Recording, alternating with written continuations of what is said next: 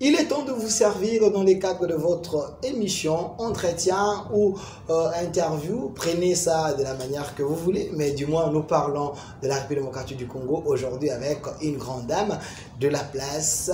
Elle s'appelle Madame Petronelle Kititoa. Elle a travaillé plus de 10 ans dans les ambassades. Elle a l'expérience, mais aujourd'hui, elle a préféré quand même répondre à l'appel du chef de l'État parce que le chef de l'État, Félix Antoine Tshisekedi, s'est adressé à la nation parce que la RDC a un problème.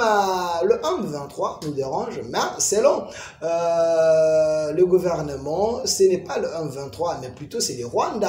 Derrière le 1-23, c'est Paul Kagame et ses adeptes qui nous dérangent. Voilà pourquoi le chef de l'État a demandé la mobilisation à tout le monde. Tout Congolais doit apporter son aide pour que la République démocratique du Congo puisse au moins trouver la paix. Mais quand même, Madame Petronelle, elle est fille d'un ancien ministre des Affaires étrangères, Papa Kititoa, et aussi le père a travaillé plusieurs fois dans les ambassades en France, en Russie et plusieurs pays. Madame, vous êtes là avec nous, soyez le bienvenu. Bonjour.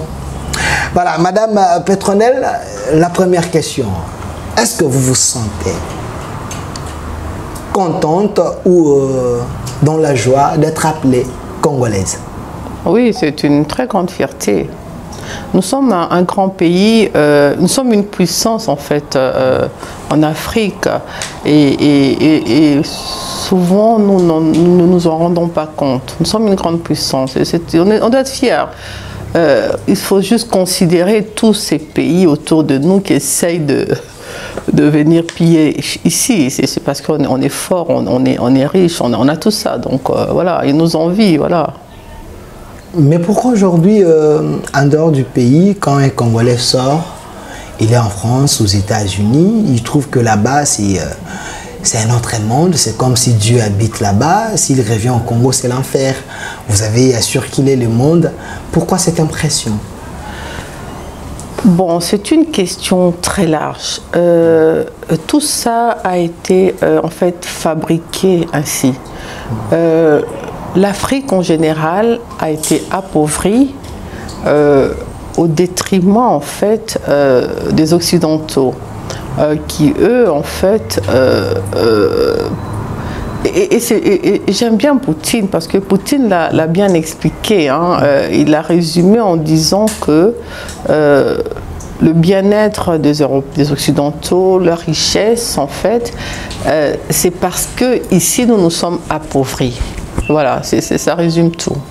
Voilà, ça résume tout. Récemment, on a même suivi le président de l'Union africaine, Macky Sall, aller voir M. Poutine, qui est le président de la Russie, lui demander un peu du bleu. Au moment que l'Afrique régorge plusieurs choses, ça, ce n'est pas similier devant les Occidentaux ou les puissances étrangères. C'est tellement complexe, les choses ne sont pas aussi simples. Il faut savoir que la plupart de ces chefs africains ont des comptes à rendre. C'est très rare d'avoir des Félix Tshisekedi, des Kadhafi. Je parlerai même d'Etienne Tshisekedi, des chefs d'État, des Thomas Sankara, des chefs d'État qui ont eu la force, le courage de dire non à l'Occident. Et généralement, les autres sont à la botte de l'Occident. Tout à l'heure, vous parliez de Kagame. Vous l'avez introduit et j'aimerais vraiment commencer par Kagame. Ok, pas de problème. Si vous souhaiterez commencer par... Oui, parce qu'on va commencer par les débuts. Qui est Kagame? Voilà. Alors, Kagame est un valet des Occidentaux. Kagame a été mis au pouvoir par les Occidentaux, les Anglo-Saxons en particulier. Et pourquoi ils ont choisi Kagame? Parce qu'ils avaient besoin des minéraux du Congo. Ils avaient besoin de quelqu'un qui qui puisse leur permettre de venir exploiter nos minerais et qui peuvent venir dans notre pays. Et voilà, ils avaient besoin de quelqu'un pour le job. Et Kagame correspondait au profil. Je suis en train de citer Charles Onana, je pense que vous le connaissez, c'est un docteur en sciences politiques, un Camerounais qui a écrit beaucoup sur les Tutsis, donc il a écrit Les tueurs Tutsis, okay. Et il faut vraiment, je recommande à tous les Congolais de lire ce livre parce que ce monsieur a eu des procès juste parce que on ne doit pas parler de ça. Il y a l'omerta autour de tout cela et Kagame, si vous voulez, il a été un peu recruté comme on fait quand on veut recruter un bandit, un assassin, on veut recruter un voleur, voilà.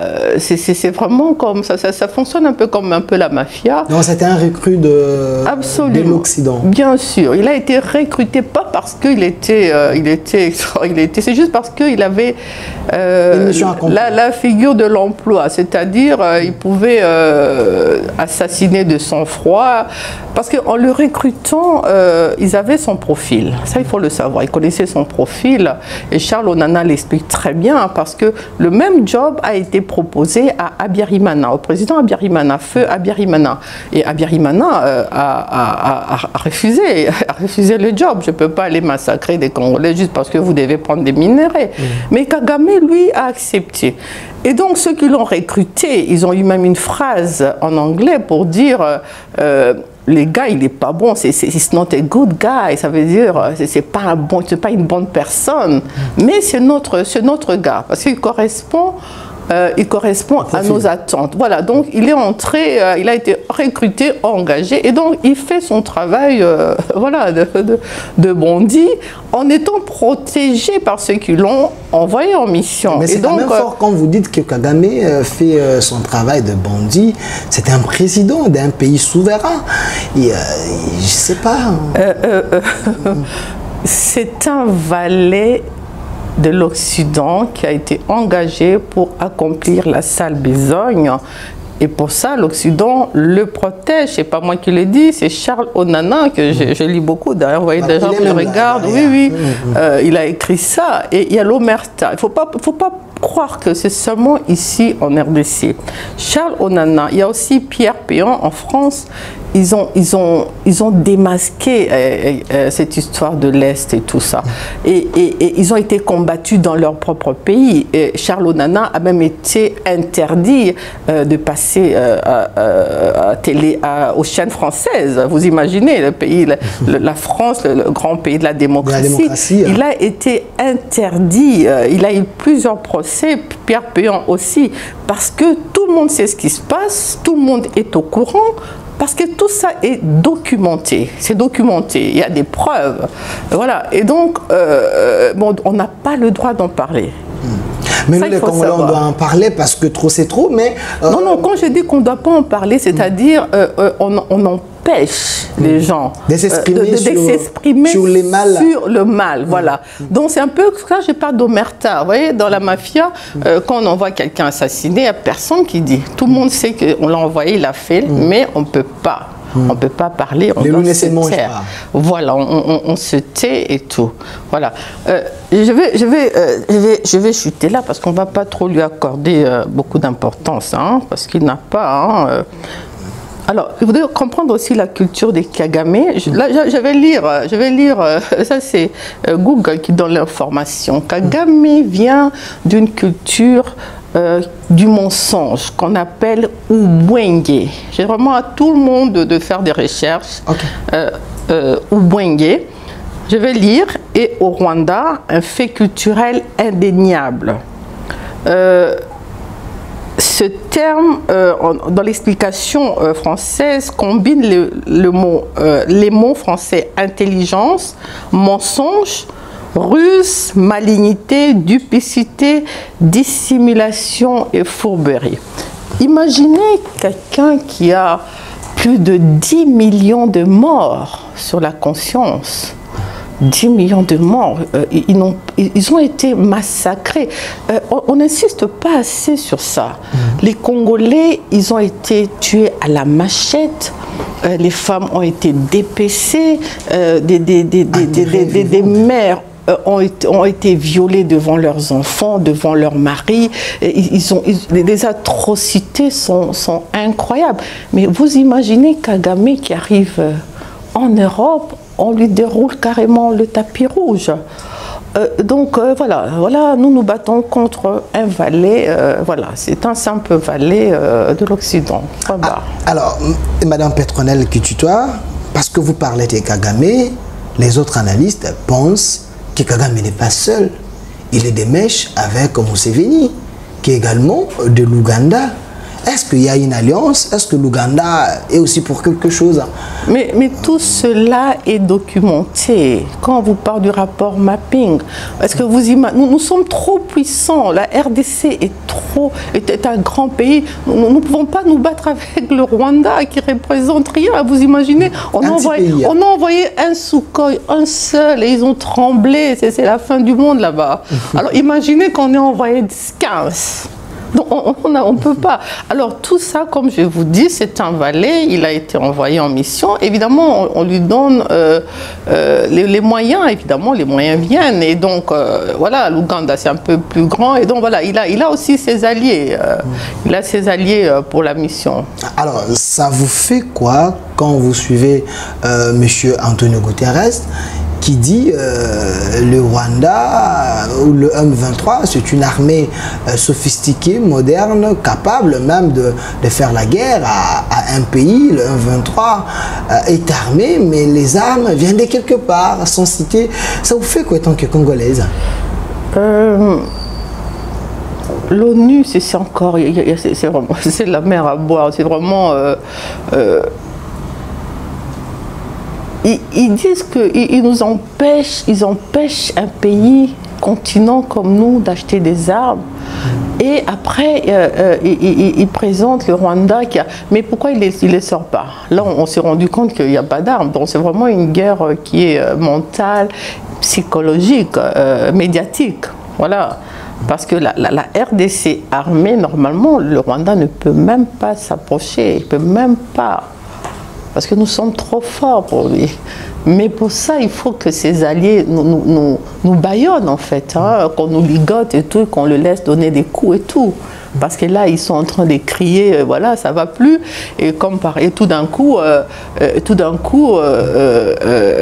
ils veulent être protégés. Et c'est vraiment un scandale. Enfin, je trouve ça un peu scandaleux. Ils vont voir le chef de l'État, on doit les recevoir parce que cette communauté a besoin de protection. Imaginez, vous nous massacrez. Vous massacrez nos frères, vous violez nos mères, et c'est j'ai dit, hein, c'est d'une violence, d'une rare violence. Et puis vous courez chez notre président parce que vous devez être protégé. Je suis désolée. Vous faites allusion à la réception récente que le chef de l'État a accordée les gens de la communauté oui, je trouvais ça vraiment... Mais c'est des Congolais, non? Bref, on n'a pas vraiment beaucoup. Tout ça a commencé. Il y avait l'AFDR, il y avait le RCD, les Roubera, tout ça était dans le RCD. Kagame n'agit oui, exactement. Les Kagame n'agit pas seul. Kagame a toute une logistique, je dirais, entre guillemets, de ses frères qui ont infiltré notre pays parce qu'ils ne sont pas tous au front. Il y en a qui sont ici, qui sont des complices, en fait. Dans les administrations, dans l'armée. Oui, parce qu'aujourd'hui, on les voit, ils sont là, ils prennent position, contre le Rwanda et tout ça. Mais ça fait, ils ont eu 18 ans de pouvoir. 18 ans. Il n'y en a aucun qui a même mentionné le Rwanda comme pays agresseur. Et c'est un temps historique pour la RDC et pour le président Félix Tshisekedi. Il a été le premier à identifier et à nommer publiquement le nom de l'agresseur. Le Rwanda et Paul Kagame. Bien sûr, il a nommé, c'est beaucoup de courage, beaucoup de courage, parce qu'il a eu le pouvoir, mais il était complètement infiltré. Comment il est sorti de là? Pour moi, c'est vraiment un miracle. Mais j'ai suivi Jeannette Kabila ces derniers temps aussi. Jeannette est sortie dans les silences pour dire que... Oui, mais c'est de nouveau, c'est vraiment insupportable. Ils ont eu 18 ans pour le faire. Là, tout d'un coup, tout le monde commence à prendre position. Pendant 18 ans, nos frères ont été, j'insiste, massacrés à la machette, dans des atrocités. Mais Jeannette était où pour nous dire, voilà, pourquoi elle n'a jamais pris la position? Ils avaient le pouvoir. Alors, il faut un peu arrêter de prendre toujours les gens... Exact. C'est l'hypocrisie que Jeannette Kabila est en train de faire. C'est leur... Comme je vous ai dit, là, leur culture, là, c'est une culture qui... voilà, ils ont plusieurs plans. Ils avaient le plan A, B, C. Là, maintenant, le nouveau plan, quand je les observe, pour moi, leur nouveau plan, c'est... ils vont jouer la carte de la séduction. Séduire de nouveau les Congolais, tout ça, parce que nous avons... ils sont ruseux. Nous avons... les Congolais, nous sommes un peuple... nous avons de l'amour pour autrui. Nous aimons l'hospitalité. Un peuple, voilà, nous sommes un peuple bon, c'est vraiment un peuple béni des dieux, ok? Et ils savent cela, ils savent qu'on peut les avoir par les sentiments. Et donc, pour l'instant, l'impression que j'ai, ils jouent tous la carte des sentiments, mais c'est pas parce qu'ils ont une repentance sincère, c'est pour prendre du recul, pour revoir leur plan, bien sûr, bien sûr. Donc il ne faut même pas faire confiance à leur discours, même ce que Jeannette a dit, les autres, il ne faut même pas les accorder l'importance. Absolument, même si ce qu'elle dit est censé, mais ce n'est pas le moment de le dire. C'est pas le moment. Elle a eu 18 ans. C'était là. On l'appelait même Dada. Non, la Dada n'a jamais défendu ses compatriotes. Et là, tout d'un coup, tout le monde se réveille. Bon, il faut arrêter ça. C'est insupportable. Madame Petronelle Kititoa, alors on est en train d'évoluer avec vous parce que l'émission d'aujourd'hui, vous avez dit il faut quand même apporter une pierre à l'édifice par rapport au discours du chef de l'État. Mais bien sûr, bien sûr. D'abord votre lecture de son discours. C'est un discours courageux d'abord, parce que le chef de l'État, même son accoutrement, avait donné un message, il avait marche courte. Et quelle est d'abord la lecture de son attitude d'abord? C'était quelqu'un qui était prêt à faire la guerre, d'engager la République, ou quelqu'un qui avait peur? Non, je pense que c'est quelqu'un qui... Le président Félix est quelqu'un, je l'observe beaucoup, hein. Je pense que par essence, par nature, c'est un homme très courtois. Okay. C'est un homme courtois, il n'a pas les mains, il n'y a pas de sang, c'est pas un assassin comme les autres qui ont des dossiers, on n'en peut finir. C'est quelqu'un, comme il le dit, hein, il privilégie d'abord le dialogue, la courtoisie, mais ça ne veut pas dire qu'il est faible. Qu'il est naïf. Parce qu'il ne faut jamais oublier qu'il a grandi auprès d'un père qui était un homme très dur, très dur. L'opposant historique. Bien sûr, bien sûr. Et donc, on ne doit pas prendre cette courtoisie comme une faiblesse. Et il a démontré, hein, il nous rend fiers. Imaginez mon fils qui ne vit pas ici, au début, oui, moi j'aime pas trop. Et puis là, maintenant, il m'appelle, il dit, maman, il est courageux, je suis à fond avec lui. J'ai dit, non, mais non, nous avons tous un devoir aujourd'hui. Donc, c'est que des malins. Nous avons un devoir aujourd'hui, c'est de soutenir cet homme. Je pense qu'il est arrivé là, il a étudié les gens avec qui il était, il a compris et maintenant il prend les décisions et il agit et on avance. Parce qu'avec ceux qui sont en face là, il faut une fermeté, comme il le fait, oui. Pensez-vous qu'autour de lui, il est mal entouré? Parce qu'on dit Caméré qui est proche de lui, il y a d'autres personnes, hein, les bâtis, les autres, il est entouré des gens, mais les gens qui ont à travailler avec ce régime Kabila, est-ce que selon vous, il faut qu'ils se débarrassent d'eux ou il faut travailler avec eux dans l'unité, avec une nouvelle vision? Non, je pense qu'il faut vraiment les écarter de son entourage. Une fois qu'ils sont, une fois qu'on sait qu'ils sont là, parce qu'on ne sait pas toujours qui est pour nous, qui n'est pas. Je pense que dès qu'on a des preuves qu'ils sont infiltrés, je pense qu'il faut faire comme on a fait dans l'armée. Hein. Il faut absolument les mettre hors d'état de nuire parce qu'ils constituent un danger même pour lui-même, pour nous tous. Vous voyez? Il faut qu'il puisse assainir son espace. Absolument, et sans état d'âme. Est-ce que ça ne serait pas à gérer en solo? Parce que ces gens ont l'expérience, il faut mettre aussi l'expérience avec la nouvelle énergie. Quelle expérience ils connaissent les dossiers de la RDC.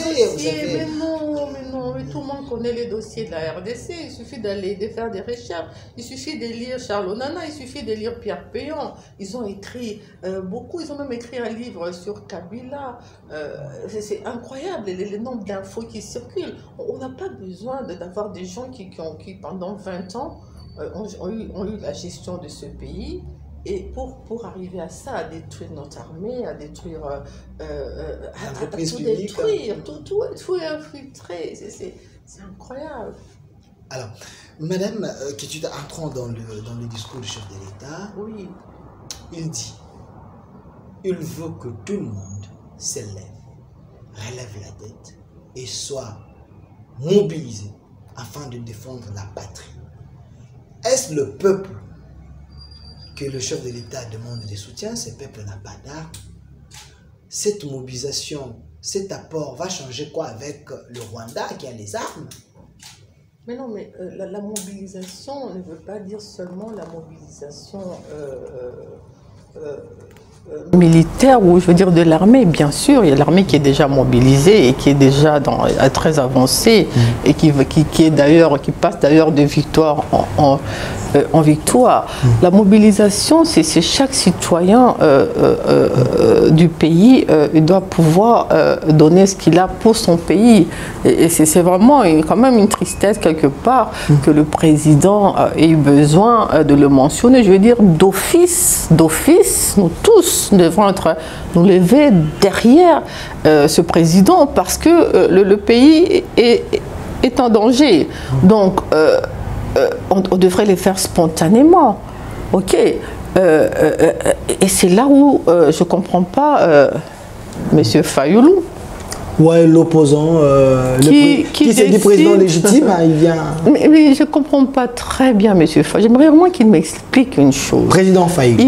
Il veut faire campagne, il veut être président de la RDC. Mais vous allez être président de quel pays qui est en guerre, qui est en voie d'être balkanisé? Vous voulez être président de quel pays? Vous ne pensez pas, M. Fayoulou, que nous devons soutenir la RDC?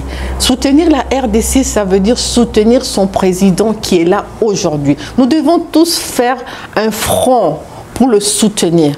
Considérez en France, Marine Le Pen ne supporte pas les Macron et tout ça, mais quand la France s'est attaquée, ils se mettent tous ensemble parce qu'il faut d'abord taire nos différences, parce que nous sommes agressés et nous devons faire front commun pour mettre l'ennemi dehors. Parce que quand vous agissez comme ça, M. Fayoulou, moi je suis quelqu'un qui part contre vous et tout, mais quand vous agissez comme ça, moi, chez moi, je vous regarde, je me dis, mais est-ce que ce monsieur n'est pas un collabo? Parce que ce n'est pas le moment. Ce que vous faites là, c'est très bien, vous avez le droit de le faire, on est en démocratie. Mais là, présentement, c'est pas possible que vous... Mais Fayoulou s'inquiète, Madame Ketchuta, Fayoulou s'inquiète que tu sais qui dit le président actuel, il n'a pas de ressources intellectuelles pour défendre la RDC. Il va que le problème qui nous arrive, c'est tu sais qui dit la cause. Alors c'est quoi avoir des ressources intellectuelles?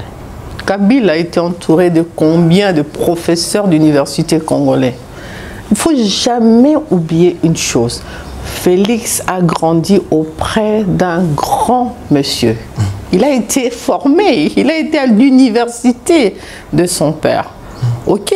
Et à ce propos, je dois dire que moi, il y a une chose que je regarde. Je sais que très peu de gens ne le font, mais moi, je regarde les parlementaires debout de l'UDPS. Okay.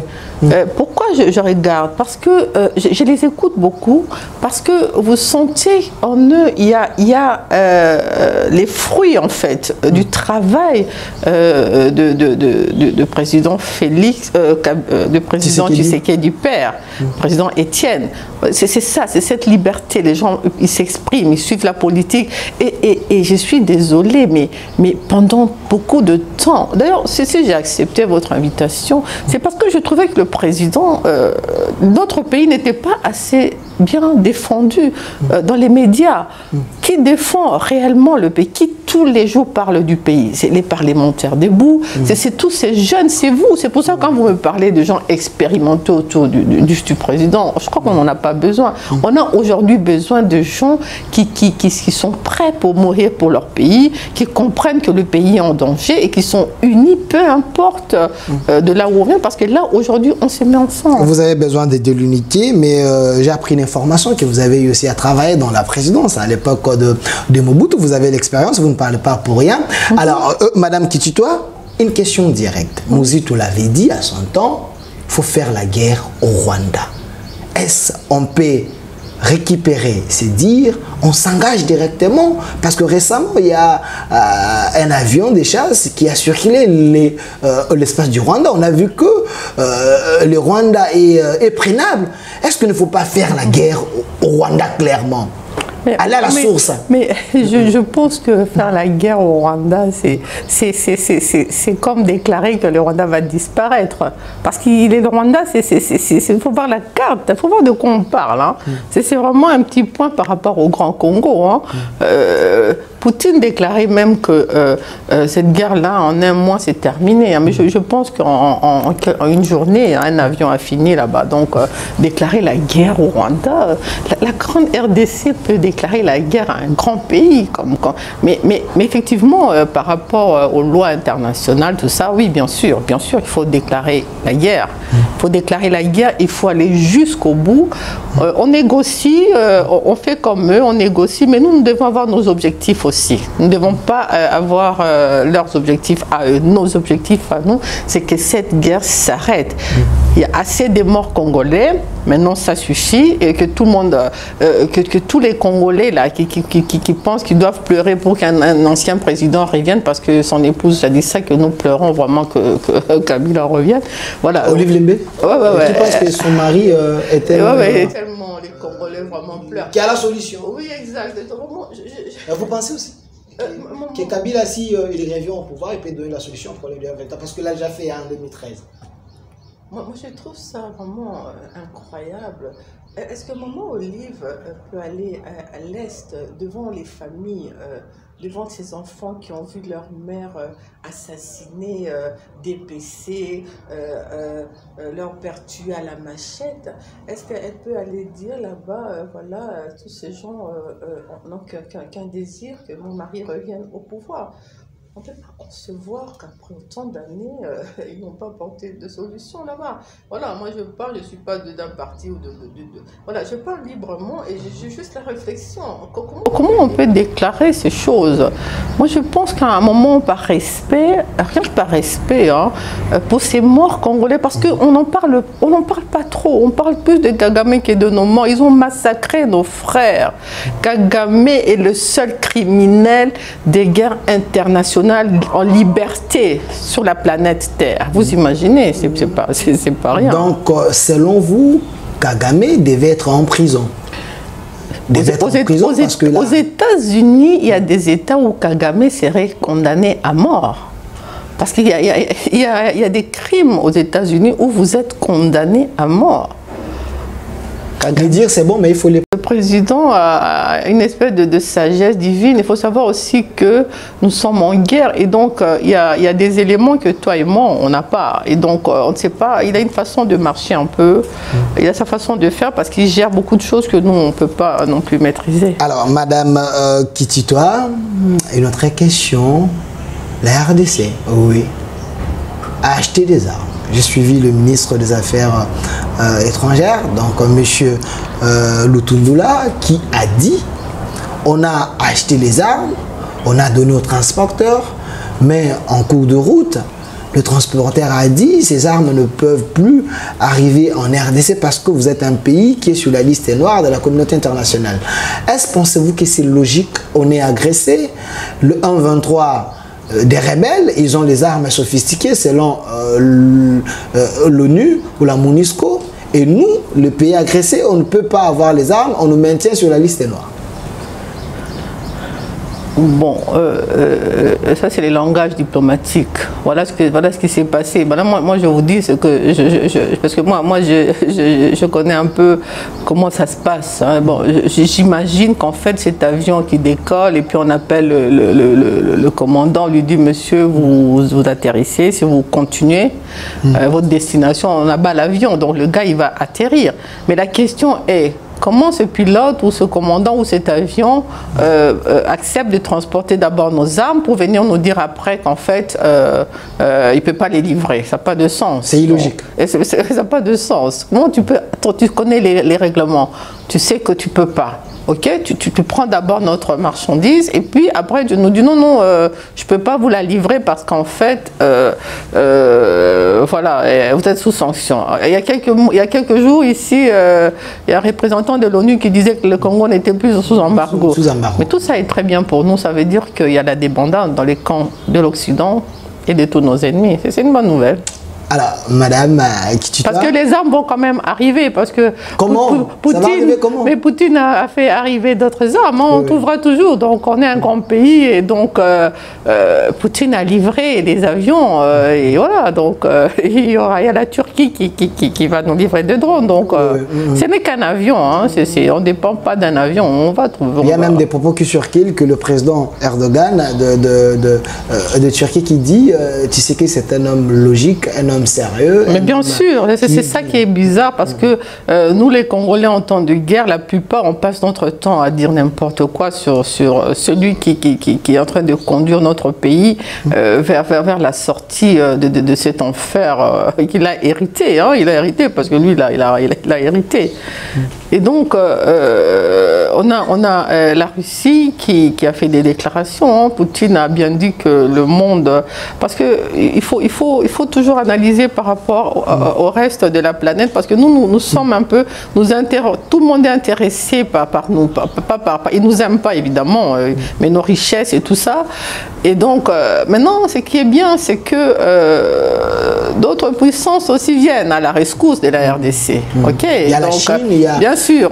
Et donc c'est pas mauvais parce que ça veut dire que là ils traitent entre eux, tu vois. Et donc voilà. Et donc on va pas faire n'importe quoi en RDC. Et il est temps, et la voix de Poutine, c'est la voix de la raison, c'est la voix du bon sens. Chaque pays, il n'est pas question de commencer à venir chez le prochain parce qu'il a de l'or, je viens chez vous, je tue et tout, et puis moi je prends, je vais chez moi, et non, ça doit s'arrêter. Donc il faut quitter les États-Unis, la France et les autres, voir au moins la Russie, la Chine et d'autres pays là, négocier avec eux peut-être. Le combat se passe, il s'est fait que dans le Japon, les Japon vont faire la guerre aux États-Unis parce qu'ils ont besoin d'un morceau de territoire et puis on s'en sort plus. Vous savez, c'est ce plan-là, et c'est pas seulement la RDC, même la Russie. Vous savez, le combat de Poutine, c'est ça. Vous savez qu'il y a une carte qui existe déjà où on essaye de faire, de séparer aussi la Russie, de faire des mini-petits États. C'est ça le vrai combat de Poutine. Comme on a fait avec donc le Soudan. Poutine, il comprend très bien notre combat, parce qu'on essaye de faire ça chez lui, lui, il ne se laisse pas faire. Et il négocie avec personne, il travaille pour l'intérêt de son peuple. Ok, et il se bat pour ça, et on sait bien qu'il va gagner de toute manière. Parce que de nouveau, l'Ukraine ne peut pas se bagarrer avec la Grande Russie, ça n'a pas de sens. Ça n'a pas de sens. Le président ukrainien a déclaré qu'il voulait faire un cessez-le-feu, il voulait arrêter cette guerre.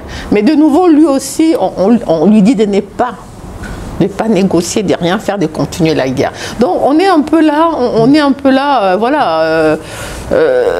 Les enjeux, c'est vraiment, il faut voir ça globalement. Alors Madame Petronelle Kitito, on est en train de chuter déjà avec vous, mais parce que le chef de l'État a fait l'appel à la nation, a demandé à tout le monde de les soutenir, mais il y a quand même une certaine personne de l'opposition qui ne veut pas répondre à cet appel.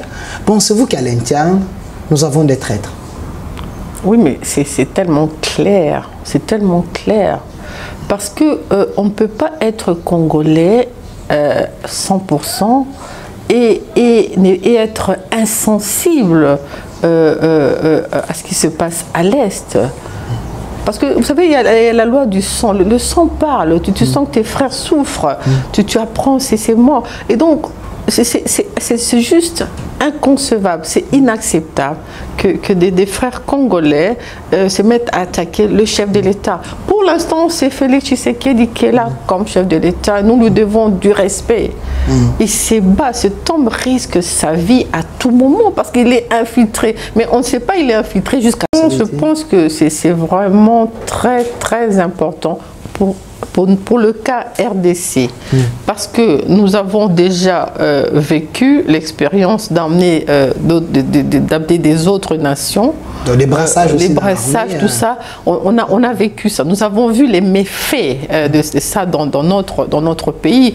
Et donc, nous devons protéger surtout l'institution président de la République, tout ce qui est les fonctions élevées, les postes clés, la sécurité. On doit même mettre une loi dans ce pays qui fait que plus jamais quelqu'un qui vient de, je sais pas moi, quelqu'un qui vient de, voilà, il est chef de votre sécurité et tout. On arrive à ça. Comment un grand pays si riche n'avait pas d'armes consistant, on n'avait pas, on a plein de jeunes qui sont là, qui veulent travailler, qui veulent se donner pour leur pays, et tout ça, on nous a même créé des koulouna. Moi, quand je grandissais au Congo, il n'y avait pas de koulouna. Maintenant, je réfléchissais aux koulouna, parce que les koulouna sont venus en RDC avec la culture aussi des machettes. Je commence à me dire, mais les koulouna, avant, il n'y avait pas de... Quand on grandissait, il n'y avait pas ce phénomène. Je veux dire, il y avait des bandits, tout ça, mais ce n'est pas des machettes. Que dans tous les cas. Oui, donc c'est un peu... ouais, c'est très... pas une niche aussi. Hein. Je réfléchis et tout ça. Donc je pense qu'il faut vraiment qu'on verrouille, que c'est du 100% congolais. Il faut qu'il y ait des mécanismes dans notre pays qui vérifient cela. Ok, et donc on doit faire en sorte que plus jamais nos pays tombent dans les mains étrangères. Ça, c'est vraiment un grand chantier. Avant la dernière question, une question directe, Madame Kitito. Le problème de la RDC, ce n'est pas ses richesses? En principe, les richesses ne devraient pas être un problème. Les richesses sont un problème parce qu'ils veulent venir les exploiter sans contrepartie pour nous. Vous voyez, je reviens encore, ils veulent exploiter nos richesses, mais à condition que nous n'en profitons pas. Ok, donc c'est ça le problème. Donc ça implique quoi? Ça implique que tu viens chez moi, tu entres, tu prends ce que tu veux, tu pars. Si tu as envie de me massacrer, tu me massacres. Mais ma famille ne doit rien dire, on doit tous se taire. Voilà, c'est ça qu'ils veulent. Mais le président Félix leur propose quoi? Il dit, mais on peut travailler en harmonie, on peut travailler de manière à ce que la RDC gagne aussi. On ne peut pas continuer à porter le nom d'un pays riche en ayant une population pauvre. Ça n'a pas de sens. C'est ça, c'est l'exploitation. Voilà, ils veulent, ils viennent, ils mettent des milices, ils viennent et tout, ils prennent, ils s'en vont. Vous savez qu'il y a des avions qui atterrissent là-bas, il y a des pistes dans les forêt, ils viennent. Dans des montagnes là, voilà, ils prennent des minerais, ils partent, et voilà, ils vont, voilà. Et donc, c'est vraiment une espèce de gangstérisme qui ne dit pas son nom. Alors, quelle est la méthode claire pour mettre fin à cela? La méthode claire, pour moi, c'est d'abord, c'est déjà fait, on a déclaré la guerre, bon, pas vraiment, mais on est dans une position de guerre. On a une armée qui est de plus en plus forte Et puis, on doit commencer à réfléchir. Nous devons créer des groupes de réflexion pour notre pays. Vous savez que là-bas, dans l'école primaire déjà, ils enseignent à leurs enfants rwandais que en fait, la RDC fait partie du Rwanda. Vous voyez, ils commencent ça déjà. Donc nous devons aussi revoir il faut que nos jeunes, nos enfants, dès la primaire, ils doivent comprendre l'histoire. Ce qui se passe aujourd'hui doit être enseigné. Que nos enfants, déjà à la primaire, ils doivent comprendre que c'est leur pays et que personne n'a le droit de venir. Parce que voilà, nous devons créer des groupes de réflexion, des jeunes et tout ça pour notre pays, et surtout sécuriser la fonction présidentielle. Il ne peut être président que celui qui est de père et de mère. Moi, je dois vous dire une chose. Moi, le président Félix me rassure. Me rassure. Bien sûr, je me dis, c'est un Congolais qui est là.